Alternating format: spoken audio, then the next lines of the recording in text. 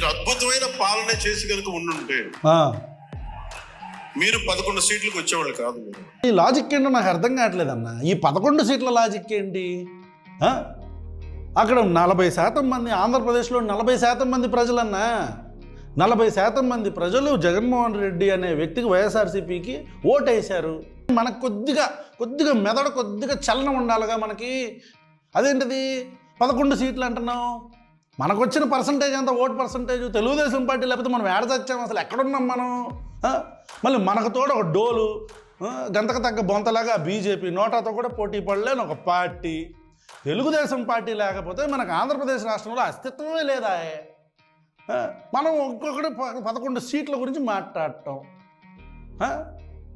వాళ్ళకన్నా 11 సీట్లు వచ్చినాయి, మనకెన్నో వచ్చినాయి? ఓడపడిచినప్పుడు మనం ఒక్కలమే పోటీ చేసినప్పుడు ఎందుకు ఇది ఈ కంపారిజన్ ఎందుకు అంటున్నాను నేను? అయినా సరే ఇదంతా సరదాగా మాట్లాడుతున్నానన్నా, నీలో ఉన్న రౌడీని మాత్రం అలాగే నిద్రపోనివ్వు. ఇది రెలవెంట్ కాబట్టి చెప్తున్నా. ఎందుకన్నా అసలు ఈ వినేవాళ్ళు కూలీలు అయితే చెప్పేవాడు పవన్ కళ్యాణ్ అన్నట్టు ఉందన్నా నువ్వు చెప్పేది, జెండా కూలీలు అంటే. మళ్ళీ మన మాట ఇది రెలవెంట్ ఎందుకు అయిద్దన్నా? ఇప్పుడు మనం వెళ్ళింది ఏ పని మీద? జలజీవన్ మిషన్